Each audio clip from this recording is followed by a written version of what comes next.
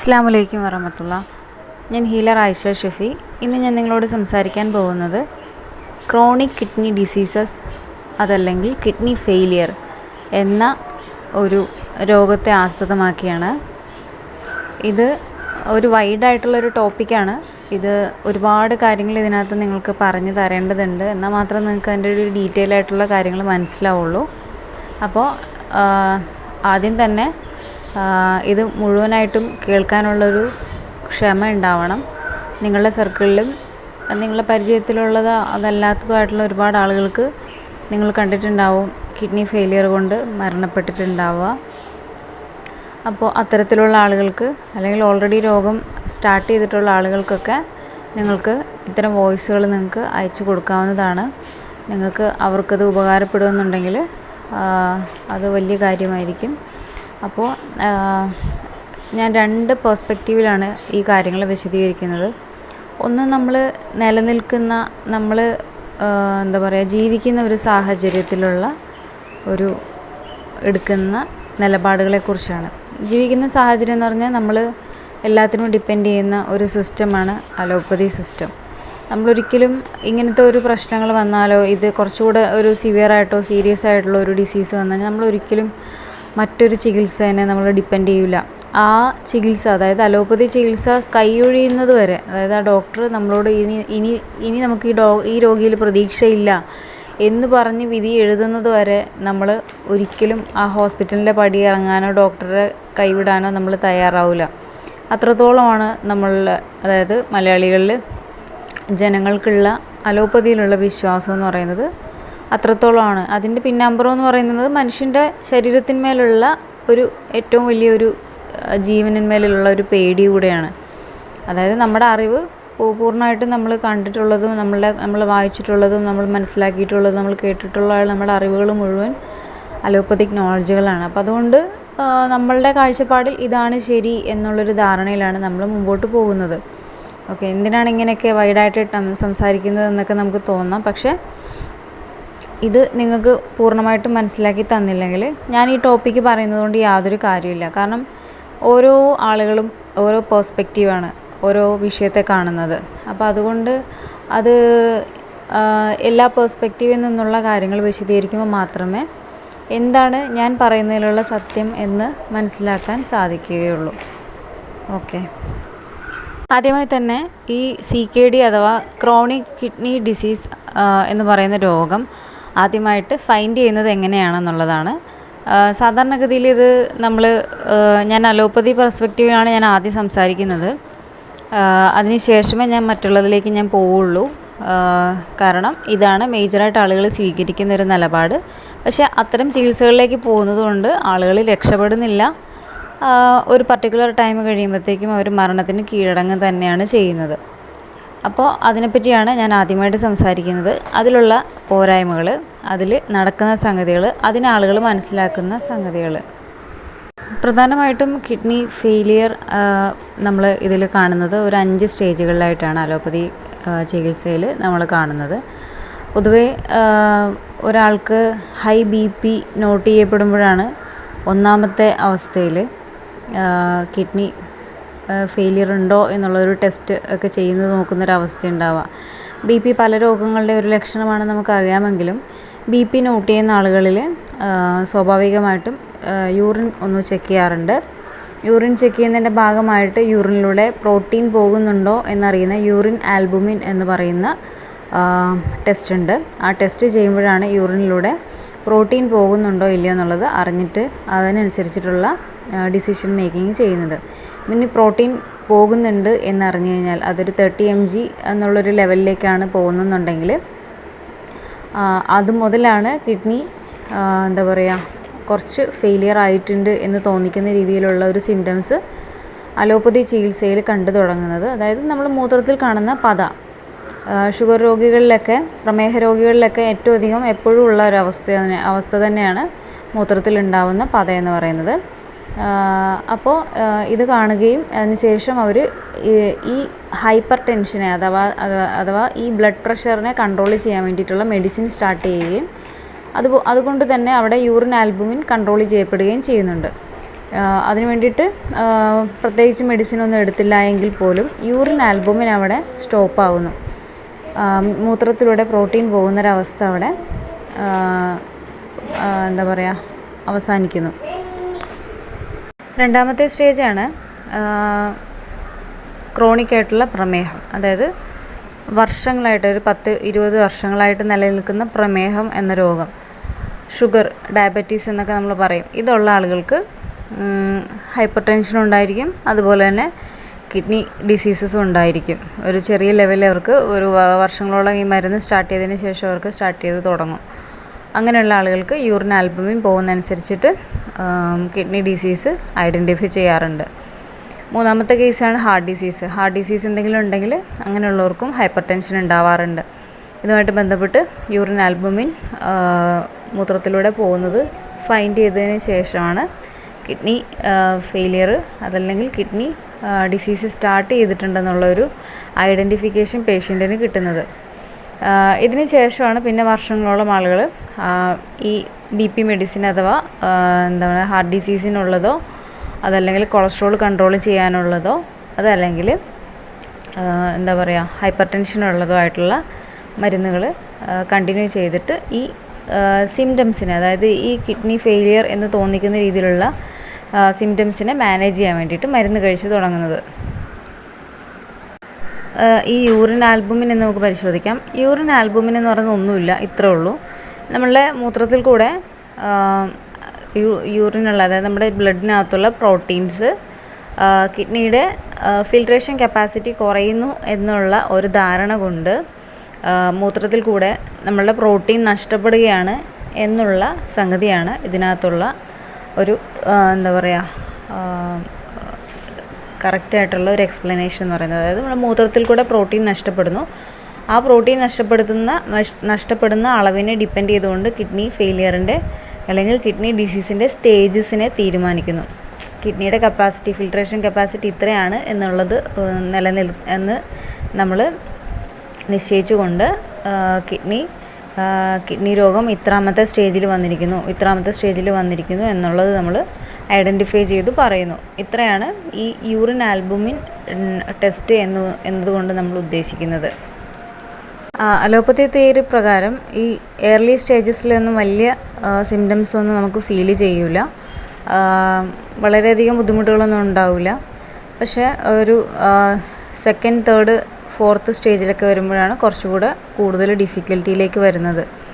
കൂടുതലും ഇത് ടെസ്റ്റുകളെ ഡിപ്പെൻഡ് ചെയ്ത് തന്നെയാണ് ഇവർ സ്റ്റേജുകൾ തീരുമാനിക്കുന്നത്. കിഡ്നിൻ്റെ ഫിൽട്രേഷൻ കപ്പാസിറ്റി എത്രയാണെന്നുള്ളത്, എത്രത്തോളം പ്രോട്ടീനെ പുറത്തേക്ക് വിടുന്നു എന്നതിനെ ഡിപ്പെൻഡ് ചെയ്തുകൊണ്ടാണ് ഇവർ എന്താ പറയുക കിഡ്നിക്ക് ഇത്ര ഫെയിലിയർ ഉണ്ട്, കിഡ്നി ഇത്രത്തോളം മാത്രമേ ഫിൽട്ടർ ചെയ്യുന്നുള്ളതിൻ്റെ അടിസ്ഥാനത്തിൽ അവർ ബാക്കി മെഡിക്കേഷൻസ് ഫോളോ അപ്പ് ചെയ്യുന്നത്.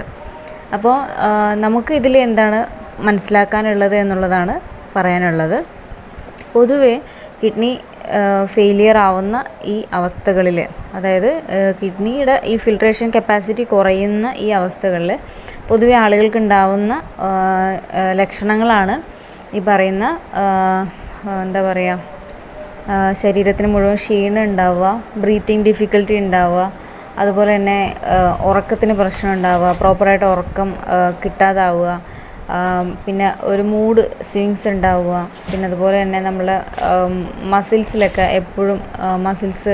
എപ്പോഴും ഇങ്ങനെ അനിയന്ത്രിതമായിട്ട് ചലിച്ചുകൊണ്ടിരിക്കുന്നൊരവസ്ഥ, പിന്നെ അതുപോലെ തന്നെ നമ്മൾക്ക് എന്താണ് കാലിലോ കൈകളിലോ ഒക്കെ, അതായത് കാൽമുട്ടിലോ കൈമുട്ടിലോ ഒക്കെ നീരുണ്ടാവുന്ന അവസ്ഥകൾ, പിന്നെ അതുപോലെ തന്നെ എന്താ പറയുക നമുക്ക് ബ്രീത്തിങ് ഡിഫിക്കൽറ്റി ഓൾറെഡി ഞാൻ പറഞ്ഞു. പിന്നെ CKD-യുടെ ലക്ഷണങ്ങളാണ് കാലിൽ നന്നായിട്ട് നീര് വന്ന് വീർക്കും, അത് കുറച്ച് ഓവറായിട്ട് വരും. പിന്നെ അത് ചിലപ്പോൾ ഷുഗറുള്ള ആളുകളാണെങ്കിൽ അത് പൊട്ടാൻ സാധ്യതയുണ്ട്. അത് പിന്നെ പഴുക്കുകയും അത് പിന്നെ വ്രണങ്ങളായിട്ടൊക്കെ നിലനിൽക്കുകയും ചെയ്യും. പിന്നെ അതുപോലെ തന്നെ ഇവർക്ക് ഡ്രൈ സ്കിന്നായിരിക്കും, എപ്പോഴും ചൊറിച്ചിലുണ്ടാവും ശരീരത്തിലൊക്കെ. അതുപോലെ തന്നെ വയറ്റിൽ നീര് വന്ന് തുടങ്ങും, മൂത്രം കറക്റ്റായിട്ട് പോകില്ല. അതുപോലെ തന്നെ കണ്ണിലൊക്കെ ഭയങ്കര നീര് വന്നിട്ട് കണ്ണൊക്കെ പുറത്തേക്ക് ഒരു ഉന്തി നിൽക്കുന്നൊരവസ്ഥ ഉണ്ടാവും, കണ്ണിൻ്റെ ഭാഗത്തൊക്കെ നീരുണ്ടാവും. പിന്നെ അതുപോലെ തന്നെ അവർക്ക് എന്താ പറയുക അസ്വസ്ഥതകളുണ്ടാവും. പിന്നെ എപ്പോഴും വിശപ്പ് പൊതുവേ കുറവായിരിക്കും. അതുപോലെ തന്നെ അവർക്ക് കഴിക്കുന്ന ഭക്ഷണങ്ങളൊക്കെ എപ്പോഴും ഛർദ്ദിക്കുകയും എപ്പോഴും വയറിന് അസ്വസ്ഥതയും ഗ്യാസും അസിഡിറ്റിയൊക്കെ ഉണ്ടാകുന്നൊരവസ്ഥയൊക്കെ ആയിരിക്കും ഇങ്ങനെയുള്ള ആളുകൾക്ക് ഉണ്ടാവുക. അപ്പോൾ ഇതൊക്കെയാണ് പ്രധാനപ്പെട്ട കിഡ്നി ഡിസീസിൻ്റെ സിംറ്റംസ്. ഇത്രയൊക്കെ വന്നു കഴിഞ്ഞാൽ തന്നെ കിഡ്നി ഓൾമോസ്റ്റ് ഫെയിലിയർ ആയി എന്നുള്ളത് തന്നെയാണ് അതിൻ്റെ സിംറ്റംസ്. ഇത്രയും ലക്ഷണങ്ങൾ വന്നു തുടങ്ങുമ്പോഴാണ് അതിനെ CKD 5 സ്റ്റേജ് എന്നൊക്കെ പറഞ്ഞിട്ട് നമ്മൾ പിന്നെ ഡയാലിസിസിലേക്ക് പോകുന്നത്. അപ്പോൾ 2 തരത്തിലുള്ള ഡയാലിസിസാണ് അതുള്ളത്. Haemo dialysis, peritoneal dialysis. രണ്ടും നമ്മുടെ കൺവീനിയൻറ്റിനനുസരിച്ച് തന്നെയാണ് ചെയ്യുന്നത്. എന്താ പറയുക, പെരിറ്റോണിയലാണെങ്കിൽ നമ്മൾ വീടുകളിൽ ചെയ്യും. ഹീമോ ഡയാലിസിസ് ആണെങ്കിൽ നമ്മൾ സെൻറ്ററുകളിൽ പോയി തന്നെ നമ്മൾ ആഴ്ചയിൽ 2-3 പ്രാവശ്യമായിട്ടൊക്കെ ചെയ്യും. ഈ സ്റ്റേജ് 5ലേക്ക് വന്നു കഴിഞ്ഞാൽ ഈ സ്റ്റേജ് 5 വരെയും എന്താ പറയുക, കിഡ്നി ഡിസീസ് നോട്ട് ചെയ്യുന്നത് വരെയും നല്ലോണം വെള്ളം കുടിക്കാൻ പറയും. കിഡ്നി ഡിസീസ് നോട്ട് ചെയ്ത് കഴിഞ്ഞാൽ പിന്നെ വെള്ളം കുടിക്കാൻ കുറയാൻ പറയും.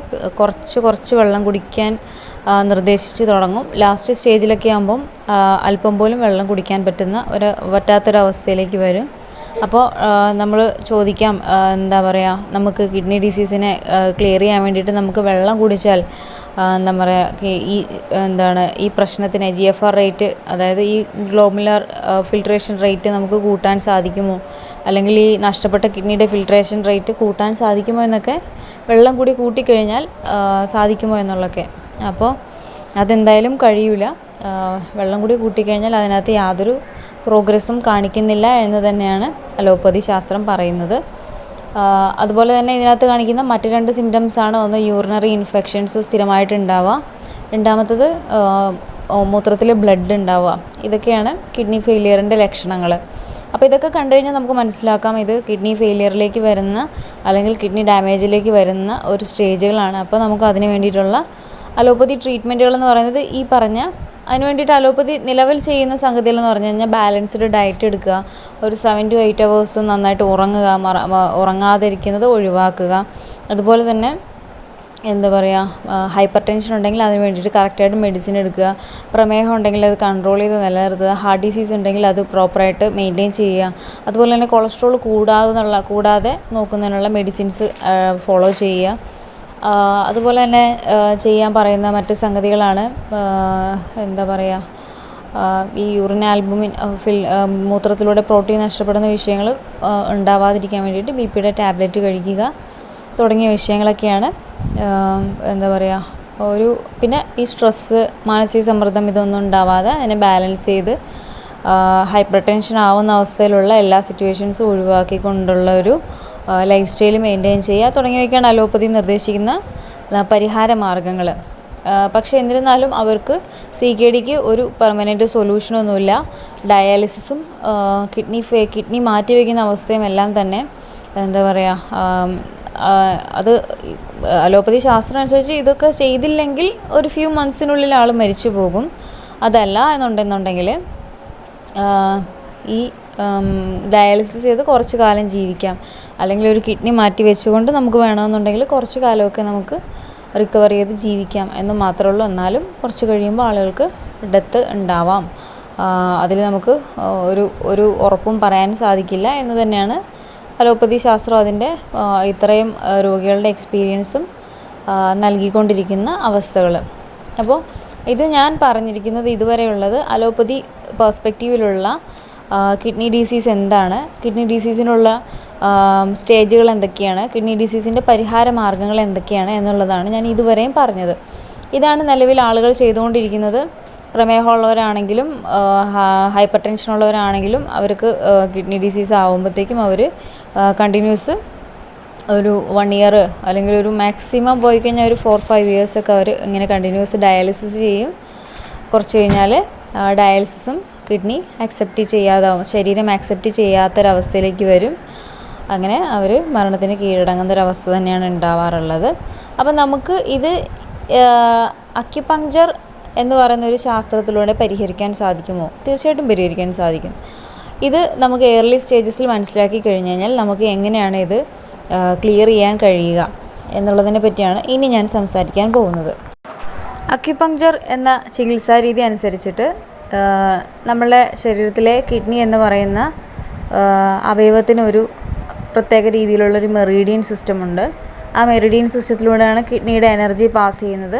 ഇതെല്ലാം നമ്മുടെ ഹോൾ ബോഡിയായിട്ട് റിലേറ്റഡ് ആണ്.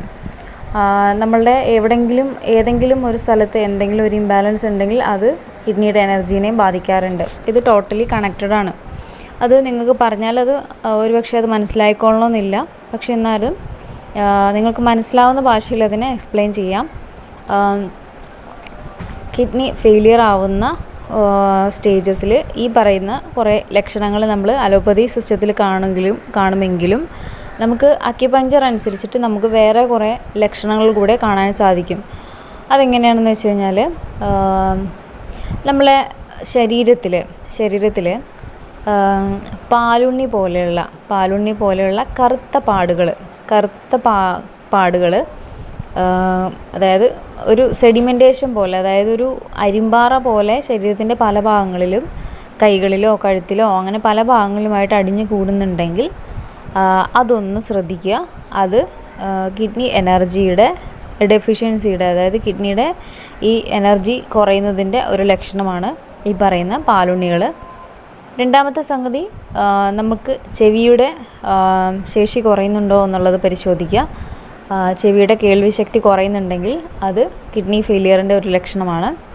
മൂന്നാമത്തെ സംഗതി, നമുക്ക് ഫ്രീക്വൻ്റായിട്ട് മൂത്രത്തിൽ വേദന, അല്ലെങ്കിൽ നമുക്ക് ഈ മൂത്രമൊഴിക്കുന്ന ഭാഗങ്ങളിലൊക്കെ വേദന, അസ്വസ്ഥതകൾ സ്ഥിരമായിട്ട് വന്നിട്ട് അത് നമ്മൾ അലോപ്പതി മെഡിസിൻ ഉപയോഗിച്ചിട്ട് കൺട്രോൾ ചെയ്യുന്നൊരവസ്ഥയുള്ളവരാണെങ്കിൽ ശ്രദ്ധിക്കുക. അവർക്കും ഇത്തരത്തിലുള്ള ഒരു കിഡ്നി ഫെയിലിയറിൻ്റെ ഒരു അവസ്ഥയ്ക്ക് സാധ്യതയുണ്ട്. നാലാമത്തെ സംഗതി എന്ന് പറയുന്നത്, നമുക്ക് അതായത് നമ്മളുടെ എല്ല് സംബന്ധമായ ശാരീരികമായ ജോയിൻറ്റുകൾ, എല്ലുകൾ, ഇതിവിടെ കൂടുതലായിട്ടും കൂടുതൽ എല്ല് സംബന്ധമായ വേദനകൾ ഉണ്ടെന്നുണ്ടെങ്കിൽ, ജോയിൻറ്റ് പെയിനുകൾ ഇത് കൂടുതലായിട്ടുള്ള ആളുകളിലാണെങ്കിൽ നമുക്ക് ഈ അവസ്ഥകൾ കിഡ്നിയുടെ എനർജി വളരെയധികം കുറവായിരിക്കും. അതുപോലെ തന്നെ പല്ല് പൊടിയുക, നഖം പിളർന്നു പോവുക, അതുപോലെ തന്നെ മുടി കൊഴിച്ചിലുണ്ടാവുക, മുടി ഭയങ്കരമായിട്ട് കൊഴിയുക, മുടി ഭയങ്കര ഡ്രൈ ആവുക, കംപ്ലീറ്റ് മുടി പൊഴിഞ്ഞു പോവുക, ഇങ്ങനെയുള്ള അവസ്ഥകളിലൊക്കെ ഇത് കിഡ്നി ഫെയിലിയറിൻ്റെ വളരെ ഏർലി സ്റ്റേജസിലുള്ള ലക്ഷണങ്ങളാണ്. അപ്പോൾ ഇത്തരം സംഗതികളൊക്കെ ഉണ്ടെങ്കിൽ നമുക്ക് ശ്രദ്ധിക്കാവുന്നതാണ്. അതുപോലെ തന്നെ മുടി വളരെ പെട്ടെന്ന് നരയ്ക്കുക, ഏർലി സ്റ്റേജിൽ തന്നെ നരയ്ക്കുക. മുടി വളരെ പെട്ടെന്ന് നരയ്ക്കുന്ന ആളുകളിൽ അതൊരു ലക്ഷണമായിട്ട് നമ്മൾ കാണാറുണ്ട്. അതുപോലെ തന്നെ നമ്മൾ കാണുന്ന ഒരു സംഗതിയാണ്, നമ്മളെ കൈകളിലോ കാലുകളിലോ ഒക്കെ കണ്ണുകളിൽ നീരുണ്ടാവുന്ന അവസ്ഥ. അങ്ങനെ ഉണ്ടെന്നുണ്ടെങ്കിൽ വളരെ പെട്ടെന്ന് അത് ശ്രദ്ധിച്ചത് ട്രീറ്റ്മെൻറ്റ് എടുക്കേണ്ട ഒരു സംഗതിയാണ് കിഡ്നി ഡിസീസുമായിട്ട് ബന്ധപ്പെട്ട്. പിന്നെ മൂത്രത്തിൽ ഈ പറഞ്ഞ പോലെ സ്ഥിരമായിട്ട് ഇൻഫെക്ഷൻ ഉണ്ടാവുന്ന അവസ്ഥയുണ്ടെങ്കിൽ അങ്ങനെയുള്ള ആളുകൾ. പിന്നെ നമുക്ക് ശ്രദ്ധിക്കാവുന്ന സംഗതികൾ, സ്ഥിരമായിട്ട് മെഡിക്കേഷൻ സ്ഥിരമായിട്ട് എന്തെങ്കിലും അസുഖങ്ങൾക്ക് കാലങ്ങളോളം മെഡിസിൻ എടുക്കുന്ന ആളുകളിലും കിഡ്നി ഫെയിലിയറിന് സാധ്യതയുണ്ട്. അപ്പോൾ അവരും എന്താണോ ആ രോഗമുള്ളത്, ആ രോഗത്തിന് ഉള്ള റൂട്ട് കോസ് കണ്ടെത്തി അതിന് നാച്ചുറലായിട്ടുള്ളൊരു ട്രീറ്റ്മെൻറ്റ് ചെയ്ത് കഴിഞ്ഞാൽ നമ്മൾക്ക് ഈ കിഡ്നി ഫെയിലിയറിനെ നമുക്ക് ഒരു പരിധി വരെ തടയാൻ സാധിക്കും. ഇത്രയൊക്കെയാണ് നമുക്ക് അക്യുപങ്ക്ചറിൽ വരുന്ന ഒരു ഏർലി സ്റ്റേജസിൽ നമുക്ക് കാണാൻ സാധിക്കുന്ന ലക്ഷണങ്ങൾ. പിന്നെ ആഫ്റ്റർ സ്റ്റേജസിലും ലാസ്റ്റ് സ്റ്റേജസിലും ഞാൻ ഓൾറെഡി പറഞ്ഞ ലക്ഷണങ്ങളെല്ലാം തന്നെ ഈ പറഞ്ഞ അക്യുപഞ്ചർ ചികിത്സ നമ്മൾ ചെയ്യുമ്പോഴും അക്യുപഞ്ചറിലാണെങ്കിലും ഈ പറഞ്ഞ ലക്ഷണങ്ങളൊക്കെ ലാസ്റ്റ് സ്റ്റേജിൽ വരുന്ന കാര്യങ്ങൾ തന്നെയാണ്. അതായത് നമ്മൾ വയറിൽ നീര് കെട്ടുക, അതുപോലെ തന്നെ മൂത്രം ഒട്ടും പോവാതിരിക്കുന്ന അവസ്ഥ, breathing difficulty, completely full system damage ആവുന്നൊരവസ്ഥ. അപ്പോൾ ഇതാണ് അക്യുപഞ്ചറിൽ നമ്മൾ കാണുന്ന ഏർലി സ്റ്റേജസിൽ കാണുന്ന ലക്ഷണങ്ങൾ. ഇനി എന്തിനാണ് നമുക്ക് കിഡ്നി എന്ന് പറയുന്നൊരു അവയവം തന്നിരിക്കുന്നതെന്നുള്ളൊരു അവയർനെസ് നമുക്ക് സ്വയം ഉണ്ടാവണം. എന്നാൽ മാത്രമേ നമുക്ക് ഈ കാര്യങ്ങളൊക്കെ പറയുമ്പോൾ മനസ്സിലാവുള്ളൂ. എന്താണ് കിഡ്നി എന്ന് പറയുന്നത്? കിഡ്നി എന്ന് പറയുന്നത് നമ്മുടെ ശരീരത്തിനകത്തുള്ള ഒരു 5 to 6 ലിറ്റേഴ്സ് ഓഫ് ബ്ലഡിനെ ഡെയിലി നമ്മളുടെ ശരീരത്തിനകത്തുള്ള ഫുൾ ലിറ്റേഴ്സ് ഓഫ് ബ്ലഡിനെ ഓരോ മണിക്കൂറിലും ശുദ്ധീകരിക്കുന്ന ഒരു ഫിൽട്രേഷൻ യൂണിറ്റാണ് ഈ 2 കിഡ്നികളും ചേരുന്ന ഈ സിസ്റ്റം എന്ന് പറയുന്നത്. അപ്പോൾ ഇതിനെ നമ്മൾ അക്യുപങ്ക്ചറിൽ വാട്ടർ എലമെൻ്റ് എന്നാണ് പറയുക. ഓക്കെ, അപ്പോൾ ഈ കിഡ്നി സിസ്റ്റത്തിനകത്ത്, അതായത് ഈ രണ്ട് കിഡ്നികളും എന്താ പറയുക, വർക്കിംഗ് ആവുമ്പോഴാണ് നമ്മളുടെ ശരീരത്തിനകത്തുള്ള എല്ലാ തരത്തിലുള്ള വേസ്റ്റുകളും പുറത്തേക്ക് പ്രോപ്പറായിട്ട് പോകുന്നത്. നമ്മളെ കിഡ്നി എന്ന് പറയുന്നത് ലക്ഷക്കണക്കിന് നെർവ്സ് അടങ്ങിയ, അതായത് ഫിൽട്രേഷൻ നെർവ്സ് അടങ്ങിയിട്ടുള്ള ഒരു സിസ്റ്റമാണ്. കാലക്രമേണ ഈ നെർവ്സ് ഡാമേജ് ആവുന്നതാണ് കിഡ്നിയുടെ ഫങ്ഷൻസ് കുറയുന്നത് എന്നാണ് അലോപ്പതിയുടെ അനുമാനം. പക്ഷേ നമ്മൾക്ക് കിഡ്നി പണി മുടക്കിയാൽ, നമ്മളെ കിഡ്നിയിൽ ഫെയിലിയർ ആയിക്കഴിഞ്ഞാൽ നമ്മുടെ ശരീരത്തിൽ എന്താണ് സംഭവിക്കുക? നമ്മളിപ്പോൾ ആദ്യം പറഞ്ഞ പോലെയുള്ള ഈ പറഞ്ഞ ഇത്ര ലിറ്റേഴ്സ് ഓഫ് ബ്ലഡ്, അല്ലെങ്കിൽ നമ്മൾ കഴിക്കുന്ന ഭക്ഷണത്തിനകത്തു നിന്നുള്ള വേസ്റ്റുകൾ, നമ്മുടെ ശരീരത്തിനകത്തുള്ള വേസ്റ്റുകൾ ഫിൽട്ടർ ചെയ്ത് മൂത്രത്തിലേക്ക് പുറന്തള്ളാനുള്ള ഒരു സിസ്റ്റം അവിടെ നിൽക്കുകയാണെങ്കിൽ, നമ്മളെ ആ സിസ്റ്റം, അതായത് മൂത്രത്തിലൂടെ പുറത്തേക്ക് പോകേണ്ട അഴുക്കുകൾ ശരീരത്തിൻ്റെ ബ്ലഡിനുള്ളിൽ തന്നെ നിലനിൽക്കും. ശരിയല്ലേ? അങ്ങനെ വേസ്റ്റ് നമ്മുടെ ശരീരത്തിനകത്ത് മുഴുവൻ കെട്ടിക്കിടന്നു കഴിഞ്ഞാൽ നമ്മുടെ ടോട്ടൽ എല്ലാ അവയവങ്ങളെ അത് ബാധിക്കുകയും നമ്മളുടെ മൊത്തം ശരീരം അധികം നാളില്ലാതെ തന്നെ നമ്മൾ ഡെത്ത് ആവുകയും ചെയ്യും. അങ്ങനെ ഒരു അവസ്ഥയിലേക്ക് വരും. കാരണം നമ്മളെ ബ്ലഡ് ഫിൽറ്റർ ആവാത്ത, പ്രോപ്പർ അല്ലാത്ത, ഇമ്പ്യൂർ ആയിട്ടുള്ള ബ്ലഡ് എല്ലാ സ്ഥലങ്ങളിലും നിലനിന്ന് കഴിഞ്ഞാൽ സ്വാഭാവികമായിട്ടും ഹാർട്ടിന് എന്താ പറയുക, ഓവർലോഡാവും. പ്രോപ്പറായിട്ടും ഹാർട്ട് ഫങ്ഷനിങ് അല്ലാത്ത അവസ്ഥയിലേക്ക് എത്തിച്ചേരുകയാണ് ഉണ്ടാവുക. അപ്പോൾ നമുക്ക് എന്താണ് ഈ എന്താ പറയുക, കിഡ്നി പണി മുടക്കിയാൽ നമ്മുടെ ശരീരത്തിൽ സംഭവിക്കുന്നത് നമുക്ക് മനസ്സിലായി. എന്താണ് ഇതിൻ്റെ ലക്ഷണങ്ങളെന്ന് നമുക്ക് മനസ്സിലായി. ഓക്കെ, ഇനി നമുക്ക് എങ്ങനെയാണ് ഇത് പരിഹരിക്കാൻ കഴിയുക, എന്താണ് ഇതിന് കാരണം, എന്തുകൊണ്ടാണ് ഇങ്ങനെ സംഭവിക്കുന്നത് എന്നുള്ളതാണ് നമ്മളുടെ നാച്ചുറലായിട്ടുള്ള അക്യുപങ്ക്ചറായിട്ടുള്ള ബന്ധപ്പെട്ടിട്ടുള്ള റീസൺസ്. ഓൾറെഡി അലോപ്പതി റീസൺസ് എല്ലാം ഞാൻ പറഞ്ഞു കഴിഞ്ഞു. അക്യുപങ്ക്ചറുമായിട്ട് ബന്ധപ്പെട്ട് നമുക്ക് എങ്ങനെയാണ് ഇതിൻ്റെ കാരണങ്ങൾ നോക്കാം. കിഡ്നി ഡിസീസിൻ്റെ കാരണങ്ങളിലേക്ക് പോകുന്നതിന് മുമ്പായിട്ട് ഒരു കാര്യം പറഞ്ഞോട്ടെ. നമ്മളുടെ എന്താ പറയുക, നമ്മളുടെ ബ്ലഡിനകത്തുള്ള ഈ വേസ്റ്റുകളെ അതായത് ഇമ്പ്യൂറായിട്ടുള്ള ഈ ബ്ലഡിനെ ശുദ്ധീകരിക്കുന്നതിൻ്റെ ഭാഗമായിട്ട് നമ്മളുടെ കിഡ്നി ഈ ബ്ലഡിനെ ശുദ്ധീകരിച്ചതിന് ശേഷം മൂത്രസഞ്ചിയിലേക്കാണ് പുറന്തള്ളുന്നത്. നമുക്കറിയാം, മൂത്രസഞ്ചിയിലേക്ക് പുറന്തള്ളുന്നു. അതുപോലെ തന്നെ മൂത്രസഞ്ചിയിൽ നിന്നും മൂത്രനാളിയിലൂടെ നമുക്ക് മൂത്രം പുറത്തേക്ക് പോകുന്നു. ഓക്കെ, അത് നിറയുമ്പോൾ ഇങ്ങനെയാണ് സ്വാഭാവികമായിട്ട് സംഭവിക്കുന്നത്. ഇതുമായിട്ട് ബന്ധപ്പെട്ട് നിലവിൽ ആളുകൾക്കുണ്ടാകുന്ന രോഗങ്ങൾ 2-3 കാര്യങ്ങൾ ഞാൻ വിശദീകരിക്കാം. ഒന്നാമത്തത് കിഡ്നിയിൽ സ്റ്റോൺ ഉണ്ടാകുന്ന അവസ്ഥ. കിഡ്നിയിൽ സ്റ്റോണ്, അതായത് പ്രോപ്പറായിട്ട് കിഡ്നിയുടെ ഫങ്ഷൻസ് ക്ലിയർ അല്ലാത്ത ആളുകളിൽ സ്ഥിരമായിട്ട് സ്റ്റോണുകൾ ഉണ്ടാവും. ഈ സ്റ്റോണുകൾ കാലങ്ങളോളം ഒന്നെങ്കിൽ ആളുകൾ മരുന്ന് കഴിച്ചത് മാറ്റും, അതല്ലെങ്കിൽ അത് പൊടിച്ച് കളയും, അതല്ലെങ്കിൽ അത് നാച്ചുറലായിട്ട് പോകും. ഈ 3 രീതിയിൽ അത് ഉണ്ടാവുക. അതായത് കിഡ്നി ഇത് ഫിൽട്ടർ ചെയ്ത്, അതായത് നമ്മൾ ഈ ബ്ലഡിനകത്തുള്ള വേസ്റ്റിനെ പ്രോപ്പറായിട്ട് ഫിൽട്ടർ ചെയ്ത് പുറത്തേക്ക് പോകുന്നതിൻ്റെ ഭാഗമായിട്ട് കിഡ്നിയുടെ ഫങ്ഷൻസ് തടസ്സപ്പെടുന്ന ആളുകളിൽ ഈ കല്ലുകൾ പുറത്തേക്ക് പോവാതെ, ഈ വേസ്റ്റുകൾ പുറത്തേക്ക് പോവാതെ അവിടെ അടിഞ്ഞുകൂടി അവിടെ കല്ലുകൾ ഉണ്ടാവുന്നു. ഒന്നുകിൽ അങ്ങനെ സംഭവിക്കാം, അതല്ലെങ്കിൽ ഇത് മൂത്രത്തിലൂടെ അത് പുറന്തള്ളുന്നതിൻ്റെ ഭാഗമായിട്ട് കുറേ വേസ്റ്റുകൾ മൂത്രാശയത്തിൽ മടിഞ്ഞുകൂടി മൂത്രാശയത്തിൽ ക്യാൻസർ ഉണ്ടാവാറുണ്ട്. അപ്പോൾ ഈ 2 തരത്തിലുള്ള രോഗങ്ങളാണ് കൂടുതലായിട്ട് ഉണ്ടാവുക. പിന്നെ അതുകൂടാതെ തന്നെ മൂത്രത്തിൽ ഇൻഫെക്ഷൻ ഉണ്ടാവുന്നുണ്ട്. മൂത്രത്തിൽ ഇൻഫെക്ഷൻ എന്ന് പറയുന്നത് നമുക്ക് എല്ലാവർക്കും അറിയാം, മഞ്ഞ നിറത്തിലുള്ള മൂത്രം പോകുമ്പോഴാണ് മൂത്രത്തിൽ ഇൻഫെക്ഷൻ ഉണ്ടാവുക. ഓക്കെ, മൂത്രത്തിൽ ഇൻഫെക്ഷൻ ഉണ്ടാവുമ്പോൾ മൂത്രം മഞ്ഞ നിറത്തിൽ പോവുകയും നമ്മൾക്ക് മൂത്രമൊഴിക്കുന്ന ഭാഗത്ത് അസഹ്യമായ ചൂടും അസ്വസ്ഥതകളൊക്കെ ഉണ്ടാവുകയും വയറുവേദന ഉണ്ടാവുകയും ചെയ്യുന്നു. സ്വാഭാവികമായിട്ടും നമ്മളിത് ഡോക്ടറെ പോയി കാണിക്കുകയും അവർ അതിന് വേണ്ടിയിട്ടുള്ള മെഡിസിൻ തരികയും നമ്മൾ ഒരു എന്താ പറയുക 1 വീക്ക് അതിന് വേണ്ടിയിട്ട് ശ്രദ്ധിച്ച് ഒരു 15 ഗ്ലാസ് വെള്ളം, ഒരു നന്നായിട്ട് മൂത്രം വൈറ്റ് ആകുന്നത് വരെയുള്ള രീതിയിൽ വെള്ളം കുടിച്ച് നമ്മൾ മൂത്രത്തിനെ വൈറ്റ് ആക്കുന്ന ഒരു പ്രക്രിയയിലേക്ക് മാറ്റി നമ്മൾ ആ വേദനകളെ അവിടെ ക്ലിയർ ചെയ്യുകയും ചെയ്യുന്നു. ഇതാണ് നമ്മൾ സ്വാഭാവികമായിട്ടും ചെയ്തുകൊണ്ടിരിക്കുന്ന അവസ്ഥകൾ. ഓക്കെ, അപ്പോൾ കിഡ്നി ഫെയിലിയറിൻ്റെ ഒരു ലക്ഷണം ഞാൻ പറഞ്ഞിരുന്നു, മൂത്രത്തിലൂടെ റെഡ് കളറിൽ, അതായത് മൂത്രത്തിലൂടെ ബ്ലഡ് കാണുക എന്നുള്ളതാണ് കിഡ്നി ഫെയിലിയറിൻ്റെ ഒരു ലക്ഷണം എന്ന് പറയുന്നത്. അപ്പോൾ ഇതൊക്കെ ഏർലി സ്റ്റേജസിലും ലാസ്റ്റ് സ്റ്റേജസിലും ഒക്കെ ഉണ്ടാവാം.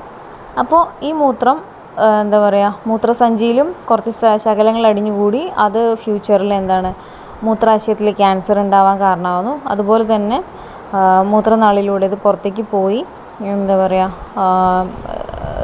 ചില ആളുകളിൽ ഇത് ഫ്രീക്വൻ്റായിട്ട് യൂറിനൽ ഇൻഫെക്ഷൻ ഉണ്ടാവാറുണ്ട്. ഓക്കെ, അപ്പോൾ നമ്മൾ എന്താണ് രോഗ കാരണം എന്നുള്ളത് ക്ലിയറായിട്ട് തിരിച്ചറിയണം.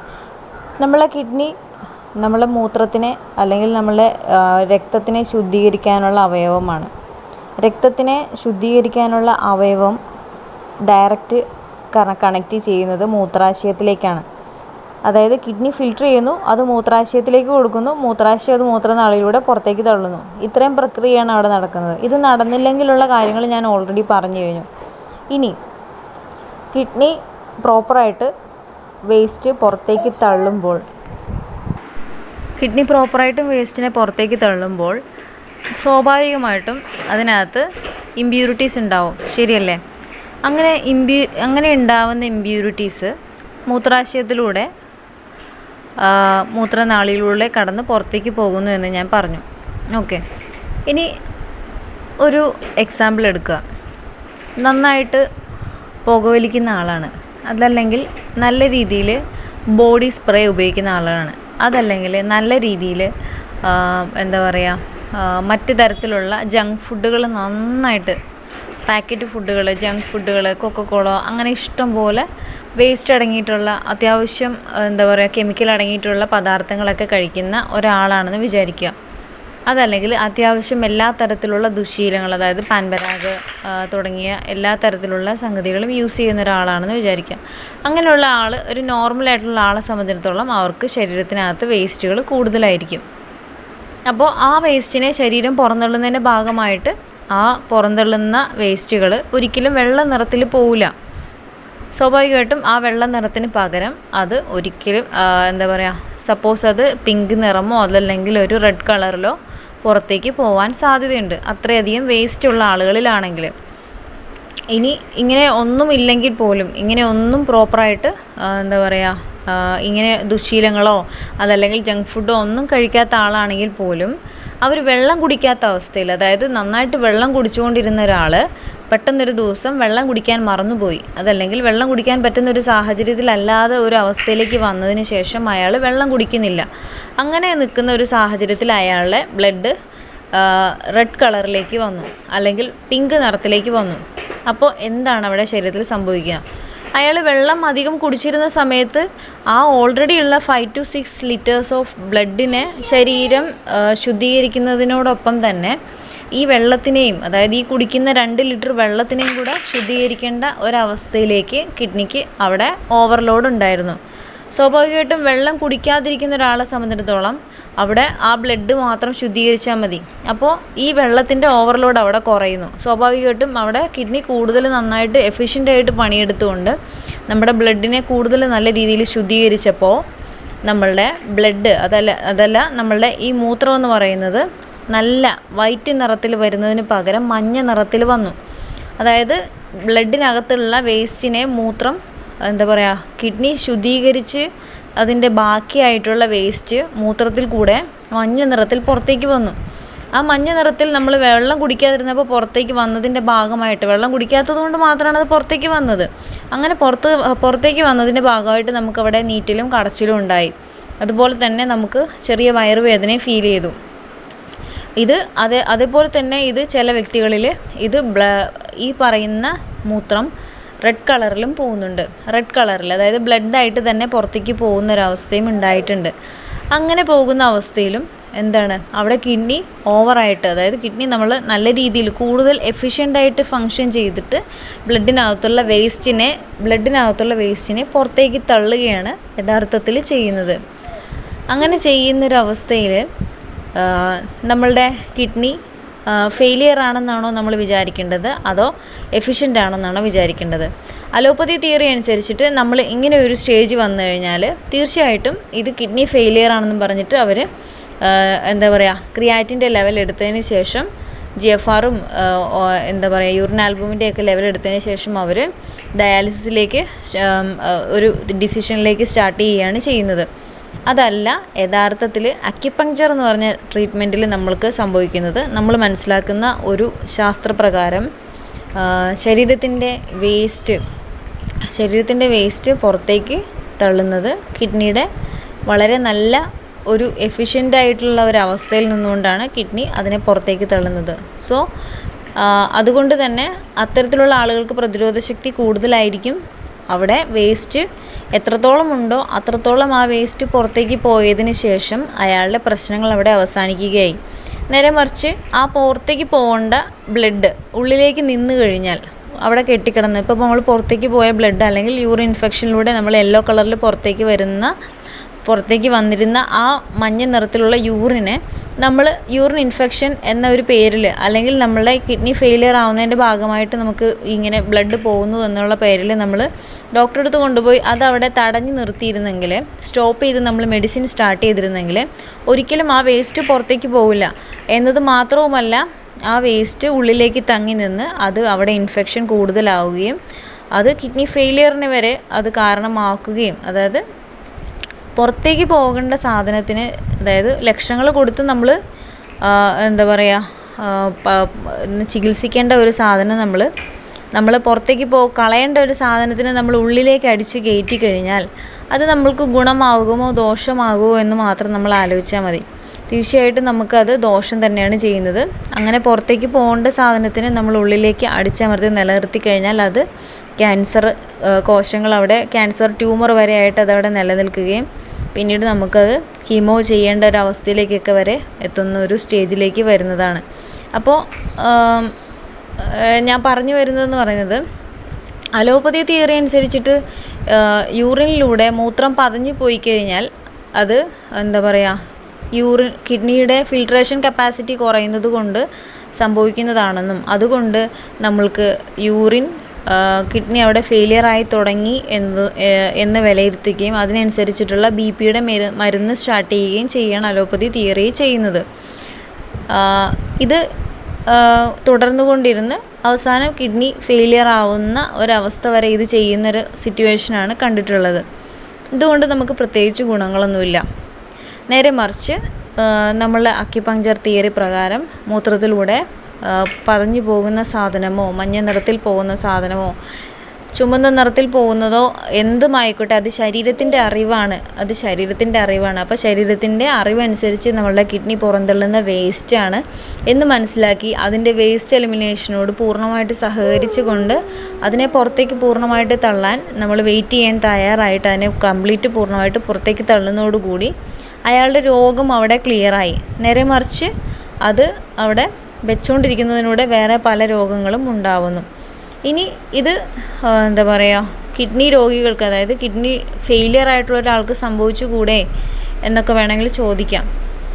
കിഡ്നി ഫെയിലിയർ ആയിട്ടുള്ള ഒരാൾക്ക് പോലും സംഭവിക്കുന്നതിനുള്ള ഒരു കാരണമെന്ന് പറയുന്നത് അവരുടെ കിഡ്നി അവിടെ പ്രോപ്പറായിട്ട് ഫങ്ഷൻ ചെയ്ത് കിഡ്നി എന്താ പറയുക ബ്ലഡിനകത്തുള്ള വേസ്റ്റിനെ പുറത്തേക്ക് തള്ളുന്നതിൻ്റെ ഭാഗമായിട്ട് തന്നെയാണ് അവിടെയും അങ്ങനെ സംഭവിക്കുന്നത്. അതുകൊണ്ട് നമ്മൾ കൂടുതലായിട്ട് ചെയ്യേണ്ട സംഗതി എന്ന് വെച്ച് കഴിഞ്ഞാൽ നമ്മളുടെ മനസ്സിൽ ആശങ്ക, പേടി, ഇത് സംഗതികൾ ഒഴിവാക്കുക.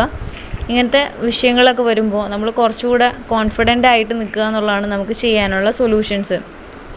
നിങ്ങൾ ആലോചിച്ചിട്ടുണ്ടോ, ഒരു 10-20 കൊല്ലത്തിന് മുമ്പ് ഇത്രയധികം ഡയാലിസിസ് സെൻ്ററുകൾ നമ്മുടെ ഈ കേരളത്തിലുണ്ടായിരുന്നോ? എല്ലാ സ്ഥലങ്ങളിലും എല്ലാ മുക്കുകളിലും എന്താ പറയുക ഡയാലിസിസ് സെൻറ്റർ ഇത്ര അധികം കുന്നുകൂടുന്നതിനുള്ള കാരണങ്ങൾ ശ്രദ്ധിച്ചിട്ടുണ്ടോ? അത്രയധികം കിഡ്നി പേഷ്യൻസ് നമുക്കുണ്ട്. എന്തുകൊണ്ടാണ് ഇത്രയധികം കിഡ്നി പേഷ്യൻസ് ഉണ്ടാവുന്നത്? എന്തുകൊണ്ടാണ്? ഒരു തരത്തിലുള്ള ദുശ്ശീലങ്ങളോ ഒന്നും കീപ്പ് ചെയ്യാത്ത ആളുകൾക്ക് പോലും, സാധാരണഗതിയിലുള്ള വെജിറ്റേറിയൻ കീപ്പ് ചെയ്യുന്ന ആളുകൾക്ക് പോലും കിഡ്നി ഡിസീസ് ഉണ്ടാകുന്നതിന് പ്രധാനപ്പെട്ട കാരണമെന്ന് പറയുന്നത് നമ്മൾ അനാവശ്യമായിട്ട് നമ്മൾ ശരീരത്തിലേക്ക് കൊടുക്കുന്ന വെള്ളത്തിൻ്റെ അളവാണ്. അനാവശ്യമായിട്ട് നമ്മൾ ശരീരത്തിന് വെള്ളത്തിന് കൊടുക്കേണ്ട ഒരിക്കലും ഡീഹൈഡ്രേറ്റ് ആവണമെന്നല്ല അതിനർത്ഥം. നമ്മുടെ ശരീരത്തിന് ദാഹം ആവശ്യമുണ്ടെന്നുണ്ടെങ്കിൽ നമ്മുടെ ശരീരം വെള്ളം ചോദിക്കും.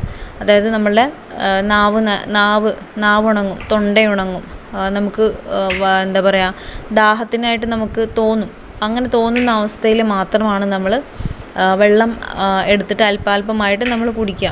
ഒരു ഗ്ലാസ് വെള്ളം കുടിക്കേണ്ട ഒരു ദാഹം ഉണ്ടാകുന്ന സമയത്ത് നമ്മളൊരു മൊന്ത വെള്ളമാണ് കുടിക്കുക. അങ്ങനെ ചെയ്യാതെ നമുക്ക് ആവശ്യം എത്രയാണോ അതിനനുസരിച്ചിട്ട് വെള്ളം മാത്രം അല്പാൽപമായിട്ട് ഇരുന്നുകൊണ്ട് കുടിക്കുകയാണെങ്കിൽ അതായിരിക്കും നമ്മുടെ ശരീരത്തിന് ആവശ്യമായിട്ടുള്ള വെള്ളത്തിൻ്റെ അളവ്. അപ്പോൾ അതിൽ കൂടുതൽ നമ്മൾ കുടിക്കേണ്ടത് ആവശ്യമില്ല. അപ്പോൾ അത് കുടിച്ചു കഴിഞ്ഞാൽ നമ്മുടെ ശരീരം ഓവർലോഡ് ആവുകയും കിഡ്നിക്ക് എല്ലാ ദിവസവും ചെയ്യേണ്ട പണികൾ കിഡ്നിക്ക് സ്വാഭാവികമായിട്ടും ചെയ്യാൻ പറ്റാതാവുകയും കിഡ്നി ഫെയിലിയർ ആവുകയുമാണ് ചെയ്യുന്നത്. അതുപോലെ തന്നെ രാത്രി ഉറങ്ങാത്ത ആളുകളിൽ, നേരത്തെ ഉറങ്ങാൻ കഴിയാത്ത ആളുകളിലൊക്കെയും ഈ കിഡ്നി ഫെയിലിയർ ഉണ്ടാവുന്നുണ്ട്. കാരണം രാത്രിയാണ് കിഡ്നിയുടെ പ്രോപ്പറായിട്ടുള്ള റെസ്റ്റും കൂടുതലായിട്ടുള്ള ക്ലെൻസിങ് പ്രോസസ്സ് നടക്കുന്ന സമയം. ഈ സമയത്ത് ഉറങ്ങാത്ത ആളുകളിൽ കിഡ്നി പ്രോപ്പറായിട്ട് ഫങ്ഷൻ ആവാതെ ബ്ലഡിനകത്ത് വേസ്റ്റ് കെട്ടിക്കിടന്ന് അവർക്ക് BP കൂടുന്നൊരവസ്ഥയിലായിരിക്കും പിന്നീട് ഇത് അറിയുന്നത്. അപ്പോഴായിരിക്കും അവരുടെ യൂറിനും കൂടെ ചെക്ക് ചെയ്ത് ഇങ്ങനെ കിഡ്നി ഫങ്ഷൻസ് ഓൾറെഡി പ്രശ്നമുണ്ടെന്നൊക്കെ മനസ്സിലാക്കുന്നത്. അവർ ഓൾറെഡി മര്യാദയ്ക്ക് ഉറങ്ങിക്കഴിഞ്ഞാൽ ഈ പ്രശ്നം ഉണ്ടാവില്ല. അതുപോലെ തന്നെ മര്യാദയ്ക്ക് വിശപ്പിന് മാത്രം ഭക്ഷണം കഴിക്കുകയും ഈ പറഞ്ഞിട്ടുള്ള കെമിക്കൽ പദാർത്ഥങ്ങൾ ഒഴിവാക്കുകയും പ്രോപ്പറായിട്ട് ആവശ്യത്തിന് മാത്രം വെള്ളം കുടിക്കുകയും ചെയ്യുന്നതിലൂടെ ഇവർക്ക് ഈ പ്രശ്നങ്ങൾ ഓൾമോസ്റ്റ് ഒരു 90% ക്ലിയർ ചെയ്യാവുന്നതേ ഉള്ളൂ. പക്ഷേ ഇവരിത് മെനക്കെടൂല, അതാണ് വിഷയം. അപ്പോൾ അതുകൊണ്ട് കൂടുതൽ നമുക്ക് എന്താ ചെയ്യേണ്ടതെന്ന് വെച്ച് കഴിഞ്ഞാൽ, ഇതിൽ നമുക്ക് ചെയ്യാനുള്ള പരിഹാരം എന്താണെന്ന് വെച്ച് കഴിഞ്ഞാൽ ശരീരത്തിൻ്റെ ഇൻഫർമേഷൻസിനെ തിരിച്ചറിയുക എന്നുള്ളതാണ്. പ്രധാനമായിട്ടും വെള്ളം അധികം കുടിക്കാതിരിക്കുക എന്നുള്ളത് തന്നെയാണ് ഇതിന് ചെയ്യേണ്ട സൊല്യൂഷൻ. ശരീരത്തിന് ദാഹത്തിന് എന്താണോ വെള്ളം ആവശ്യം അത്രമാത്രം വെള്ളം കുടിക്കുക. ഭക്ഷണത്തിന് ശേഷം അധികം വെള്ളം കുടിക്കാതിരിക്കാൻ ശ്രദ്ധിക്കുക. ഇത്തരം കാര്യങ്ങളൊക്കെ ചെയ്യുന്നതിലൂടെ, കൂടാതെ തന്നെ ഉറക്കം പ്രോപ്പറാക്കുക. അതുപോലെ തന്നെ ഫുഡ് വൈകുന്നേരം എയർലി ആക്കുക. ഒരു 7 o'clock തന്നെ ഫുഡ് കഴിച്ചേക്കുക. അതിന് മുമ്പായിട്ട്, അതായത് ഒരു 9 o'clock ഒന്നും കഴിക്കാതെ ഒരു 8 o'clockന് മുമ്പായിട്ട് എന്തായാലും മസ്റ്റായിട്ടും ഫുഡ് കഴിക്കുക. എയർലി നമ്മൾ വളരെ നേരത്തെ തന്നെ ഉറങ്ങുക. രാത്രി ഉറക്കം വളരെ ഇമ്പോർട്ടൻ്റ് ആണ് കിഡ്നിക്ക്. അപ്പോൾ ഇത്രയും കാര്യങ്ങൾ ശ്രദ്ധിക്കുന്നതിലൂടെ നമുക്ക് കിഡ്നി ഫെയിലിയർ, കിഡ്നിയുടെ പ്രശ്നങ്ങൾ ഇതെല്ലാം നമുക്ക് ഒഴിവാക്കാവുന്നതാണ്. ബാക്കിയുള്ള മാനസിക സമ്മർദ്ദങ്ങൾ എന്തെല്ലാം തന്നെ വന്നിരുന്നാലും ശരി, നമുക്ക് രാത്രി ഉറക്കം ഉണ്ടെങ്കിൽ നമുക്ക് കുറേയേറെ സംഗതികൾ അതിനകത്ത് നമുക്ക് ക്ലിയർ ചെയ്യാൻ സാധിക്കും. അപ്പോൾ അതുകൊണ്ട് നമുക്കിതിൽ പേടിക്കേണ്ട സംഗതികളൊന്നും തന്നെ ഇല്ല.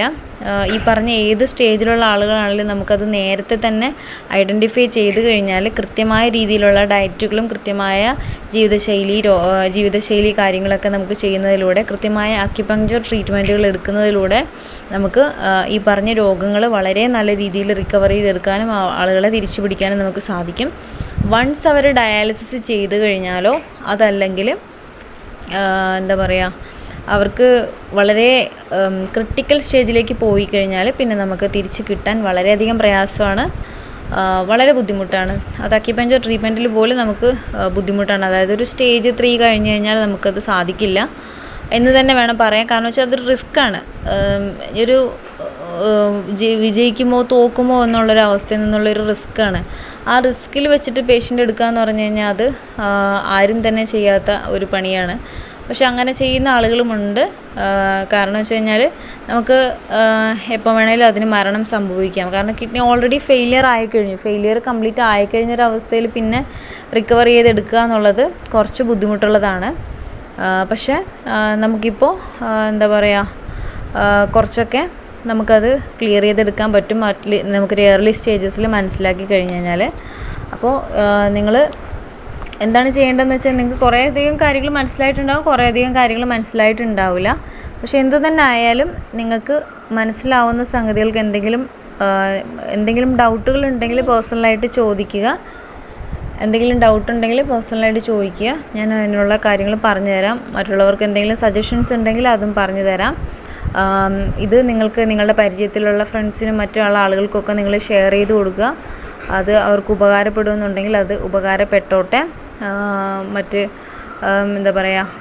ഇത്തരത്തിലുള്ള അബദ്ധമായ അറിവുകൾ കൊണ്ട് അന്ധമായി അലോപ്പതി ചികിത്സേനെ കൂടുതലായിട്ട് വിശ്വസിച്ചുകൊണ്ട് മരണത്തിന് കീഴടങ്ങുന്ന, അതായത് വർഷങ്ങളോളം മരുന്ന് കഴിക്കുന്നതിൻ്റെ ആഫ്റ്റർ എഫക്റ്റ് കൊണ്ട് തന്നെയാണ് അവർക്ക് കിഡ്നി ഫെയിലിയർ ഉണ്ടാവുന്നത്.